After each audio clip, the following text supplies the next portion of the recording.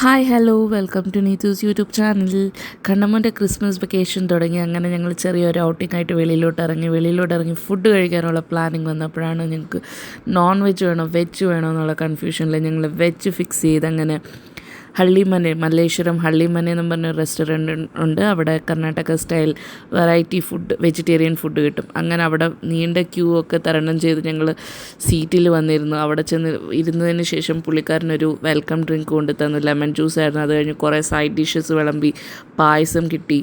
പിന്നെ ഹോളിഗ, നമ്മുടെ നാട്ടിലെ ഹോളിഗയും നെയ്യുമാണ് ഇവിടെ ഉള്ളവർ കഴിക്കുന്നത്. അങ്ങനെ ഹോളിഗയും നെയ്യും കഴിച്ചു.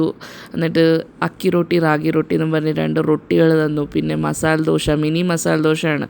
കണ്ണമ്മോൻ അക്കി റൊട്ടി റാഗി റൊട്ടി കഴിക്കാത്തതുകൊണ്ട് അവന് 2 ദോശ പുള്ളിക്കാരൻ കൊണ്ടിട്ടു. അവൻ ദോശ ടേസ്റ്റ് ചെയ്തപ്പം ഭയങ്കര സൂപ്പറാണെന്നൊക്കെ പറഞ്ഞു. അപ്പം ഞാൻ വിചാരിച്ചു 2 കഴിക്കുന്നു, പക്ഷെ അവൻ 1 കഴിച്ചോളൂ. അതിന് ശേഷം പിന്നെ പൂരിയും സാഗുമായിരുന്നു. സാഗും അടിപൊളിയായിരുന്നു. അതുകൊണ്ട് സാഗു നക്കി ഇരുന്ന് കുറേ കഴിഞ്ഞതിന് ശേഷമാണ് പൂരി കിട്ടിയത്. പൂരിയും കഴിച്ചതിന് ശേഷം പിന്നെ വരുന്നതാണ് റൈസ് ഐറ്റംസ്. ഞങ്ങളുടെ കർണാടക ഫേമസ് ആണ് റൈസ് ബാത്തുകൾ. വെറൈറ്റി ഓഫ് റൈസ് ഐറ്റംസ് ഉണ്ട്. അങ്ങനെ ഞങ്ങൾക്ക് കിട്ടിയ റൈസ് ഐറ്റമാണ് ഒന്ന് പിസിബടെ ബാത്ത്, അത് നമ്മുടെ തമിഴ്നാട്ടിലെ സാമ്പാർ സാദം.